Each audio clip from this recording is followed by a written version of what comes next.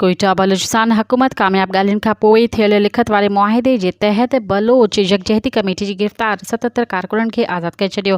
ग्वादर में गुज़िर ॾींहुं बलोच यकजहती कमेटी ऐं हुकूमत विच में कामयाब ॻाल्हियुनि खे लिखत जी शक्ल ॾेई सहियूं कयूं हुयूं। डिप्टी कमिश्नर ग्वादर हमूदुर रहमान ॿुधायो त बलोच यकजहती कमेटी तरफ़ां धरणो ख़त्म करण खां पोइ लिखत वारे मुआहिदे मूजिबि उन्हनि जी 77 गिरफ़्तार कारकुननि खे आज़ादु कयो वियो आहे।